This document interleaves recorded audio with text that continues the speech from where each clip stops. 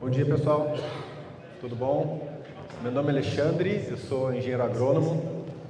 Eu sou formado na Universidade Federal Rural do Rio de Janeiro. O pessoal fica surpreso, né, de saber que tem uma universidade de agronomia no Rio de Janeiro, né, muitas vezes. E até eu peguei no Google Maps aqui e coloquei para a gente entender por que existe essa universidade e por que existe também a Embrapa Agrobiologia logo junto com essa unidade aqui da universidade. A gente não vê o Rio de Janeiro como um lugar de produção agrícola, a gente não ouve nunca muito falar, mas toda a população do Rio de Janeiro é alimentada com HF produzido na região serrana do Rio de Janeiro. Então é uma força muito grande, né, de hortifruticultura. A região de Teresópolis e Petrópolis, que fica em cima da serra, é onde você tem um clima mais ameno e as produtividades maiores. Então é uma região onde até a época dos reis, né, eles iam para lá na época mais quente porque era mais fresco, né? Então você tem essa subida e descida de serra aqui como um lugar melhor em relação ao Rio de Janeiro, né? Aqui você está num lugar muito quente, né? Então ia querer para ficar nesse lugar mais fresco. E o governante da época, vamos colocar a universidade aonde? Vamos colocar em Teresópolis, Petrópolis, né? Porque lá é o melhor lugar, nós temos as produções. Não, ele falou, não, vamos colocar no pior lugar, porque a gente tem que desenvolver tecnologia aonde é difícil. Então a Baixada Fluminense é um lugar quente, é seco, é arenoso, é difícil. Então foi uma decisão que transformou tanto a Universidade Federal Rural do Rio de Janeiro como a Embrapa Agrobiologia, que está ali, buscar essas tecnologias de sustentabilidade. Então, a referência, né? Tanto até a fixação biológica de nitrogênio teve o início das suas pesquisas, foi lá, né? Então, imagina o impacto que teve isso tudo, né? Eu brinco que se uma multinacional tivesse desenvolvido essa tecnologia e cobrasse royalties por isso, né? Seria bem alto esse royalties, né? Mas então onde essa Embrapa tem a produção orgânica, né, bioinsumos. Eu fui bolsista de apoio técnico na produção de café arborizado, café com banana, glericídia e eritrina, né? A eritrina e a glericídia fornecendo nitrogênio para o sistema e a banana como segurar água, né? Então muita mão de obra que exige, né? Isso é difícil, né, para você chegar para um produtor, vamos aumentar a mão de obra. Mas, o que esse trabalho mostrou? Em 3 anos desse consórcio, quando instalou as árvores no meio do café, a produtividade diminuiu. Mas em 3 anos ela estabeleceu. Então, em 3 anos eu tinha a mesma produtividade, com muito mais sanidade, a folha do café se modificou, o café sombreado ficou com uma folha mais larga, mais estreita, então mais sensível, com uma capacidade maior de fazer fotossíntese, e ainda tinha produção de banana no meio, né? Então esses consórcios a gente tem muito resistência, mas hoje imagine, a gente está vendo os robôs aí, né? As empresas brigando para fazer robô humanoide, por exemplo. Daqui a pouco a gente vai ter humanoide para manejar sistema florestal, né? Então a tecnologia é boa, é só a gente usar ela para o bem, né? Então, em cima dessa conversa também, eu cheguei há 15 anos atrás no Piauí e eu vi os trabalhos da Embrapa com os consórcios, né? Lavoura, integração, floresta, pecuária, né? E, assim, até hoje eu acredito que existe muita resistência em relação a isso, né? Porque como é que você vai voar com o avião, pulverizar, colocar as máquinas aqui dentro? Mas hoje a gente percebeu que a gente precisa, para a gente fazer um sistema regenerativo, a gente precisa fazer coberturas. E é um tempo do ano que não vai produzir, né? Eu tenho que deixar essa cobertura, um mix de cobertura é o ideal, né? E é um período sem produção. E isso também é difícil de a gente entrar num sistema onde eu tenho financiamentos, onde várias coisas, para me parar. E olha que a Embrapa já está há muitos anos desenvolvendo um sistema que praticamente está produzindo o tempo todo, né? Então, ou eu estou com gado, ou eu estou com a lavoura e eu estou fazendo madeira ao mesmo tempo. E aí, com todas essas tecnologias novas, né? Drones, né? Equipamentos, com certeza vai ficar fácil manejar isso aqui em pouquíssimo tempo. É muito acelerado, né? A tecnologia. Eu estou só para a gente ter uma reflexão e ver que as coisas as pesquisas, né? Como a Embrapa, fizeram há muitos anos atrás, são impactadas hoje, mas isso aqui eu tenho certeza que vai ser viável, né, em pouco tempo aí, mecanizar tudo isso, né? Aqui agora também vou fazer uma breve, uma teoria sobre também biológicos, né, assim, contribuindo muito, só um pouco diferente para mostrar também isso, né? A gente está vendo aqui uma compostagem com minhocas em 7 dias, né, 8 dias, a velocidade que elas estão fazendo esse trabalho, né, dessa compostagem. E o que elas estão fazendo? Elas estão transformando a matéria orgânica. Passa dentro do trato digestório da minhoca e ela vai soltar, ela é um macro-organismo que faz agregados de solo, né? Então, também tinha na palestra da dona Elisa, também tinha essa questão. Areia, silt e argila, também gosto de dar um exemplo. Areia, silt e argila é granulometria de mineral. A Lua tem areia, silt e argila. A diferença é que aqui que não tem lá matéria orgânica, água, fungos, né? Micro-organismos. E é isso que é a diferença do nosso solo para o solo da Lua. Quantos por cento tem de matéria orgânica no nosso solo? 2%, né? 3%, nos melhores 4%. Essa é a diferença, né? A vida está toda nessa pequena parte. E aí as trocas de nutrientes, está tudo acontecendo aí. Então esse emaranhado aqui de micro-organismos, matéria orgânica, é o nosso agregado. Eu encontrei esse vídeo na internet mostrando eles desmontando, né, o agregado de solo numa animação aí de computador. É muito incrível, né? Você tem os macroporos, onde vai ficar o oxigênio, os microporos onde segura a água, então é um reservatório de água, e essa pequena quantidade de matéria orgânica servindo como cola desse agregado. Então, quando a gente perde a diversidade microbiana do ambiente, a gente perde essa cola, a gente desagrega o solo e a gente tem compactação, né? A gente tem essa visão da compactação acontecendo com o passar das máquinas em cima. Não, ela acontece sozinha, mesmo que não passe pneu ali em cima, porque eu desagreguei, eu tenho a compactação. Então, como é importante aumentar a matéria orgânica, né? Mesmo na Fundação Bahia tem um trabalho fantástico de rotação de culturas e coberturas. Em 10 anos, aumentar a matéria orgânica de 2 para 2,5. Parece muito pouco, né? Mas isso é fantástico, é uma quantidade muito grande de matéria orgânica que aumentou. E como é difícil fazer isso, né? Então, como que a gente divide aí os micro-organismos? Os procariotos e os eucariotos, né? Para falar de bactérias, eu vou dar uma introduzida, que às vezes a gente está discutindo e a gente está indo muito na frente. E falar dessa estrutura é importante. As bactérias fotossintetizantes, né? As cianobactérias, elas foram o início da formação do planeta. O segredo foi elas fazem fotossíntese, né? Eu também já vi trabalhos com aplicação de biológicos que são com bactérias fotossintetizantes, que mostram a quantidade de fotossíntese líquida que aquela cultura aumentou. Então também é um grupo de micro-organismos aí que vai ser utilizado ainda, né? Já é, né? Mas eu acredito que até o mercado de biológico vai ter isoladamente, né? Esse organismo para fazer isso, né? Então, assim, nós estamos aqui, o reino fungo, e o nosso reino está só nesse pedacinho. Imagine quanta coisa tem para a gente descobrir ainda de utilidade aqui, né? De micro-organismos, dessa interação entre eles, né? E a principal diferença do procarioto para o eucarioto é a proteção do DNA dentro da célula. Então, a célula mais primitiva, que é a bactéria, o DNA está solto dentro da célula. E por que é importante a gente saber disso, né? Porque esse micro-organismo que eu estou usando agora no campo, eu tenho uma divisão entre gram-negativa e gram-positiva. A gram-negativa, ela tem uma parede celular fina. E ela, por ter essa parede celular fina, ela se torna sensível. Então, a gente tem essa visão de micro-organismos, todos eles, não, eu não posso aplicar de dia, que eles vão morrer, então é difícil para mim, porque esses micro-organismos não vai dar me fazer, não posso misturar com químicos, eles são sensíveis. Realmente, as gram-negativas são assim.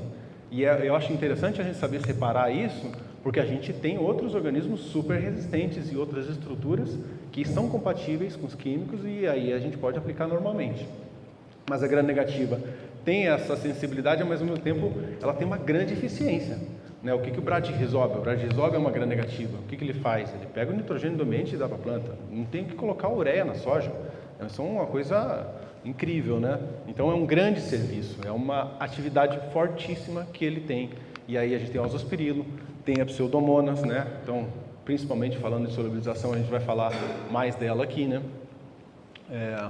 E as gram-positivas têm a parede celular grossa. Então são os bacilos, né? Eles são resistentes. A gente sabe que eles alta compatibilidade com químicos, aplicação junto na lavoura, no avião, de dia. Eles funcionam nas situações mais críticas, né? Inclusive, até a gente estava conversando hoje sobre a incompatibilidade em placa de Petri do bacilos com os mancozeb em geral. Na placa eles são incompatíveis, mas no campo a gente vê resultado positivo. Então, assim, talvez esse seja uma maneira que a gente não está tão evoluindo em biológico, porque a gente não pode ficar preso somente nas análises. A gente olhar para as análises e olhar para esse resultado no campo também. Porque a análise pode estar dando incompatibilidade, mas no campo a coisa está acontecendo muito melhor. O óleo de laranja incompatível com a Isária, mas no campo funciona melhor a Isária com ela. Então, como é que a gente explica isso? A gente tem que encontrar maneiras mais evoluídas de analisar, né? Então, a gente vai evoluir muito nesse sentido. Então, o bacilos, ele ainda tem essa capacidade de fazer endósporo, onde ele não está numa condição ideal de se multiplicar, então ele faz essa estrutura de resistência. Então, você ter um produto de qualidade que tem uma grande quantidade de endósporo, garante que você vai jogar isso no campo uma coisa super compatível, que dá muito certo, né? O Bacillus amilolequefáceis aí consolidado como biofungicida no campo, né? Esse aqui é um vídeo de uma empresa de medicina que é uma prótese de joelho, por exemplo, né, de platina aqui embaixo, ela está sofrendo uma contaminação. Então, inoculação é a mesma coisa que contaminação, só que inoculação é quando é um organismo do bem que a gente quer ele, né? Então, só que o processo é exatamente o mesmo. Vamos imaginar que aqui é a rizosfera, né, e eu tenho o meu bacilos chegando, então agora ele passa a trocar, né, os exudados da planta, né, o milho chega a exudar 1/3 dos fotoassimilados, né, no momento de vegetativo máximo, ele fornece isso para o micro-organismo e o mecanismo solta seus metabólitos e forma seu biofilme. E esse biofilme é diverso, esse biofilme é compatível com outros bacilos, juntos fazem esse biofilme. Então tem essa capacidade de proteger, mas de interagir também com o ambiente, também dando lugar para fungos e todos os micro-organismos interagindo nesse biofilme. Então acontece isso na folha também, né? Mas como a gente está falando mais nessa coisa de nutrição, pensando agora na raiz, né? Então, além disso, proteção também, a gente vê aqui servindo muito nessa questão de proteção. Os fungos, né? Qual que é a principal aí função dos fungos, né? Essa decomposição da matéria orgânica, transformar a matéria orgânica, os restos vegetais, em mineral novamente para a planta absorver. Então, a gente já estava falando das bactérias, dessa capacidade dela fazer isso, né? De mexer. Agora estamos falando dos fungos. Então, a gente já está percebendo a importância de fungos e bactérias em produtos, principalmente que tem fungo e tem bactéria, tem muita eficiência por trabalharem com diferentes mecanismos, né? Então a gente está vendo aqui o fungo transformando em mineral novamente esses nutrientes. E um indicador de alta fertilidade do solo é a micorriza, né? A gente vê muito falar dela, tem muitos estudos de micorriza no mercado. E eu sempre vejo fotos, desenhos exemplificando. Aqui eu encontrei um vídeo de real, né, de uma micorriza de verdade, que conseguiram uma tecnologia para filmar, né, um enovelamento de hifas fazendo essa extensão das raízes, né. Então, na busca de nutrientes pelo solo, além dessa capacidade dela também fazer da solubilização de nutrientes, ela também fazendo a extensão das raízes e encontrando esse nutriente, né, principalmente o fósforo, que é imóvel. Então, um organismo aí que a gente precisa estar num solo muito biologicamente positivo, né? Uma fertilidade biológica alta, né? Então é onde a gente vai ter micorrizas nesse ambiente, e aí você sabe que você tem uma resiliência muito maior e um sucesso aí para enfrentar as adversidades. Então, esse estudo aqui do professor Pavinato, ele mostra a quantidade de fósforo acumulado que a gente tem nos solos do Brasil, né? Nas regiões mais antigas, né, de agricultura, a quantidade que ficou, porque quando a gente aplica um adubo fosforado, 70% ele vai ficar como fósforo legado, né? Então, calagem, plantio direto, rotação de culturas, isso que a gente falou aqui, desde o começo, né?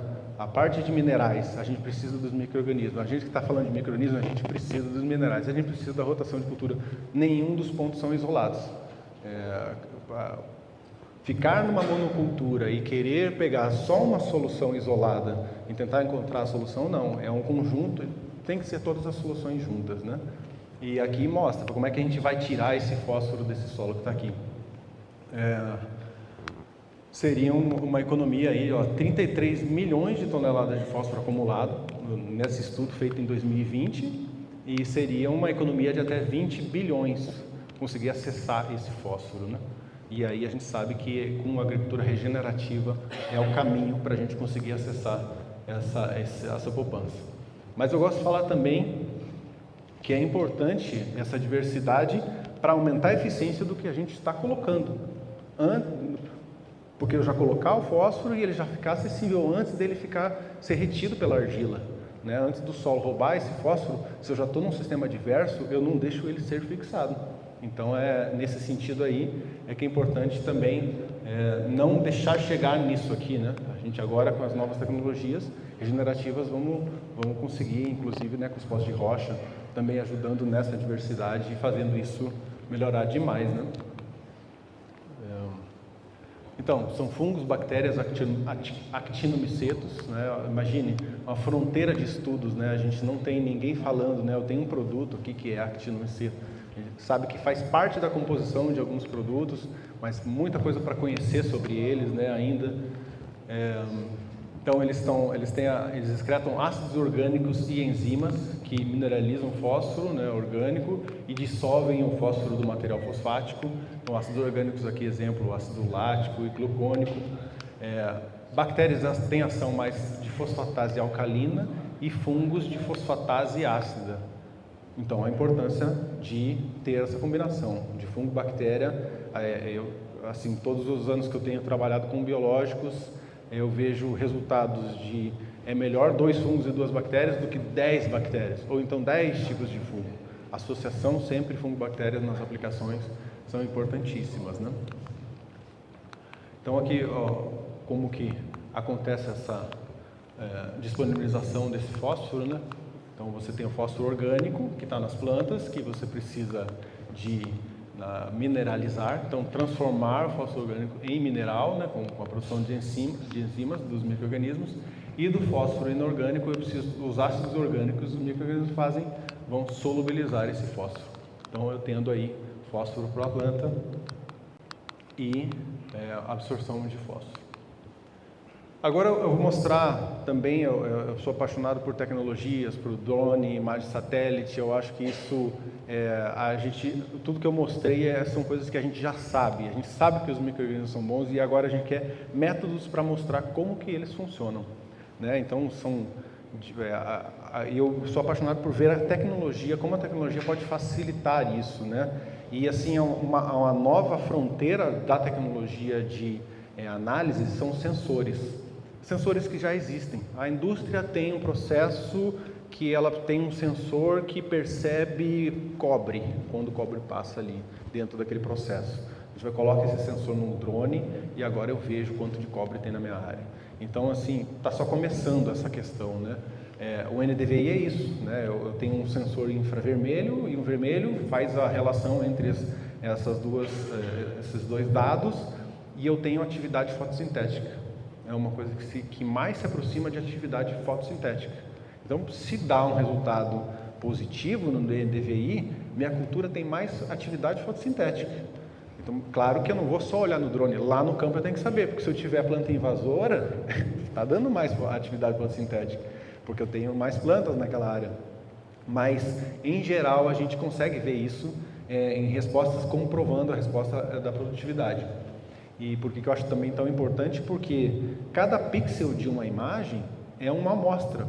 E estatisticamente, para a gente comprovar teste, a gente precisa de muitas amostras. Quanto mais amostras tiver, mais a estatística fica melhor. Eu tenho diferenças estatísticas, né, para aparecer dentro do teste, né? Então, isso é uma coisa que teoricamente sabe, mas eu já conversei com produtores que já têm essa percepção, né? Um drone de NDVI só a câmera custava 50 mil, mais um drone que tinha que ser grande, também não era barato. Hoje as marcas aí, essa DJI, tem drone por 30 mil. Eu mostrei para o pessoal que trabalha comigo, vamos comprar um deck baratinho, 30 mil, né? Porque há 2 anos atrás era 100 mil para ter esse mesmo drone, né? E assim, para mim, eu vejo muita função nessa imagem, então é uma coisa legal de ter. Então aqui, mas esse primeiro teste foi de uma Pseudomonas mais azospirilo aplicado nessa pastagem, que é de um grupo lá de Jaborandi, que é um pivô, né? É um pivô dividido em fatias de pizza, né? Então o gado fica um dia numa fatia, no outro dia ele vai para outra, então ele volta aqui 24 dias depois, aquele pasto já cresceu, né? Aqui aconteceu o seguinte: no inverno o pasto não cresce tão rápido, mesmo aqui em Jaborandi. O Tifton ele fica meio que parado, até eles fazem um plantio de azevém no meio, né, ali desse pasto. E o que foi aplicado? Foi aplicado essa azospirilo com Pseudomonas 0,5 um dia após a ureia, porque o gado sai e aí e faz a ureia logo em seguida. Então a gente não quis aplicar esse azospirilo e Pseudomonas junto com a ureia, porque a ureia naquele momento de aplicação e já são gram-negativas, né? Olha que importante a gente saber, né? Se uma bactéria é gram-negativa ou positiva, é uma gram-negativa sensível. Então eu espero outro dia para fazer esse azospirilo. E aqui, como eu tenho um crescimento lento desse capim agora no inverno, eles deixam o gado de 3 em 3 fatias por dia, nesse caso aqui. Então, eles avaliaram o acúmulo de biomassa, né, com aqueles quadrados de 1 metro, eles vão fazendo essa avaliação constantemente, né, teor de proteína na pastagem, eles encontraram um resultado positivo em relação a isso também, e eu analisei o NDVI dessa imagem. Então aqui, ó, essa é uma imagem 30 dias depois da aplicação, né, e a gente vê essa questão aonde molha mais, aonde o gado está, onde acabou de comer, né, onde o gado está comendo, né, e aonde ele vai passar no dia seguinte para comer. E agora como é que a gente interpreta isso, né? Deu certo ou não deu certo? A gente fez as aplicações do biológico nas áreas ímpares, né? Então eu fiz no 9, no 11, no 13, no 15. E aqui, ó, eu separando agora, eu vejo, ó, eu fiz no 17 e no 19. Eu tenho mais NDVI no 17 e no 19 do que no 18. Aí, olha que legal, dá para repetir várias vezes, né? Repetiu a mesma coisa, também tem mais NDVI do que na área onde não está aplicado. Repetiu de novo, aqui não repetiu tanto, mas no 23 bem mais, não, repetiu sim, um que talvez não foi tanto aqui, mas de novo, importância de repetição de testes, né, para a gente ver resultados aí. E aqui de novo repetiu, mais NDVI, e no meio desse pivô fica a leitaria, e a gente andando nessa estradinha em volta, é visível. Você olha o pivô aplicado e olha o não aplicado. Mais verde e o capim maior. Então, numa situação dessa, que também todo o resíduo da leitaria entra na fertirrigação. Então, ele está ali só esperando um pool de micro-organismos para ajudar essa solubilização. Assim, tenho certeza que várias outras soluções também ajudariam nesse sentido, né? Principalmente os EMs, né? Que são os micro-organismos eficientes. Os EMs, eles têm várias marcas, a gente pode fazer na fazenda, mas o que é a pegada principal do EM? É a diversidade de micro-organismos, né? A análise metagenômica, ela tem 15 anos, que ela se tornou, que virou popular, assim, né? Há 10 anos atrás, há 5 anos atrás eu fiz um curso no Andreotti que era R$5.000 cada análise metagenômica. Hoje está R$1.000. Então, assim, daqui uns 2 anos vai estar uns 500. Vai ser uma coisa que vai fazer parte da nossa, entender a genética das nossas amostras, né? Então, super importante. Aqui também um teste, olhando também por satélite, né? Na Baixa do Ribeiro, uma aplicação aí no caso de subtilis azospirilo pseudomonas, numa faixa da fazenda, e a gente olhando o NDVI agora, nesse aplicativo aqui chamado CIMA, a gente consegue criar ambientes dentro do NDVI. Então eu estou comparando, eu estou com 0,89 aqui e 0,89 aqui, no mesmo NDVI. Marquei as mesmas faixas de observação. Então, o ambiente 5 é onde eu tenho maior NDVI. A minha área aplicada, eu tenho 30% a mais desse ambiente 5 do que na testemunha, que tem 9% dessa área. Uma pequena diferença, né, mas já é visual dentro da faixa, né, ela tem mais verde dentro da faixa, e foi comprovado na colheita. Então, usar essa tecnologia para ajudar, assim como todas as outras avaliações, e somar isso, né, e também essa tecnologia remota ajuda muito o produtor, né, fazendo esse tipo de análise. Então, eu mostrei 2 análises de satélite, mas o satélite tem essa questão de quando tem um tempo nublado, o satélite não tira foto, né? E a hora que mais a gente queria ver é essa, né? Que é agora, na época, a soja está crescendo no vegetativo ali, né? Está chovendo em dezembro, está chovendo em janeiro, né? Está sempre nublado e bem no dia. O satélite passa uma vez por semana e geralmente no dia que ele está passando tem nuvem. Então por isso a minha empolgação com o drone, né? Já pediam para o pessoal comprar um drone. Mas aqui eu fiz uma análise com o drone normal. Ele também é um sensor. O sensor das nossas câmeras normais é um sensor RGB, né? Tem as cores que é as mesmas cores que a gente enxerga. E quando a gente enxerga uma lavoura bonita, a gente enxerga mais verde. A gente está vendo que está melhor, né? Claro que tem ressalvas, né? Às vezes uma deficiência de algum nutriente pode deixar mais verde, mas na maioria das vezes mais verde é melhor. E aqui, essa área incrível que a gente está rodando aqui é o Cealba, né? Aqui é Rio Real, na Bahia, né? E a região de Alagoas, tudo. Cealba é isso, né? Ceará, Alagoas e Bahia, uma região que chove 300, 400 milímetros e produz recordes de 200 sacos de milho. Como que produz 200 sacos de milho com 300 milímetros de chuva? Não tem sentido, né? Mas é uma chuva que aquele fica um tempo úmido o tempo todo, está sempre molhado, nunca seca. Então eu acredito que essa seja a resposta de como é que consegue produzir lá. Então as empresas estão indo para lá agora, então uma região então, com potencial enorme, né? Na imagem deu para ver também citricultura muito, né? Tem citros bastante ali, pecuária, e o milho, que é tradicional, agora vindo com tecnologias para produzir muito, né? Um milho que produzia 60 sacos, tem gente fazendo 200 lá agora, né? E aí a gente está com um protocolo instalado de um produto dentro. Aqui eu vim com o drone de cima e parei e tirei essa foto de cima. Aí até o pessoal fazendo a avaliação, estava aqui embaixo, eles aqui. Eu pedi para uma pessoa ficar num canto e outra no outro. Aqui sou eu e aqui o companheiro no outro lado, mantendo o experimento está aqui dentro. Né? Agora, como é que eu vou analisar essa imagem, né? Eu, dentro aqui do PowerPoint mesmo, criei faixas brancas, né, de aquele objetos lá, né? Criei um objeto retangular, deixei ele branquinho e agora separei cada um dos tratamentos. Eu estou com o meu protocolo todo visto aqui, né? Então, separei a testemunha, que é o tratamento 1, que ele está casualizado. Estou vendo uma cor de milho aqui, né?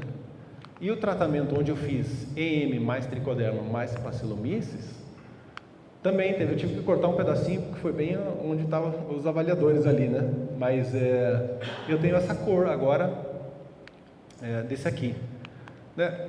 Visivelmente é difícil para a gente dizer, né? Está mais verde, né? Quanto que está mais verde, né?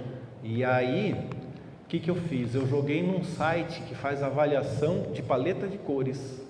Ele pega qualquer imagem e avalia. Ele estratifica e diz: eu tenho 53% desse verde, um verde mais escuro eu tenho 23%, e ele automaticamente faz essa estratificação da quantidade de cores daquela imagem. E esse aqui é da área da testemunha. E da área onde tem essa aplicação, é um plant aplique, né?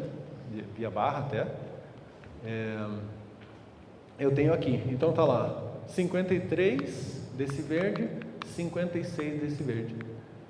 Perceberam aonde que está o resultado forte dessa aplicação? Eu tenho a testemunha com 53% um verde claro e uns 56% de um verde escuro. Então, a gente tem visualmente, as avaliações de campo estão mostrando, vai ter avaliação de nematóide, são várias avaliações que a gente está vendo diferença nas aplicações, mas essa vontade de ver resultado antes do pessoal colher o teste, ainda não colheu, né? Mas a gente quer ver esses resultados, né? Então, usando aí um sensor simples, que é da nossa câmera mesmo, né? E obtendo esse resultado. Eu resumi bastante minha palestra, porque também, para não ser repetitivo em relação às coisas das partes teóricas que a gente estava aqui, eu termino aqui. Também, quem tiver alguma dúvida, quiser também conversar depois, eu deixo aqui meu contato, mas é só para compartilhar com vocês aí minha empolgação com a tecnologia. Eu tenho certeza que isso aqui vai virar rotina para todo mundo, né? A gente ter acesso a essas tecnologias. Joia? Muito obrigado.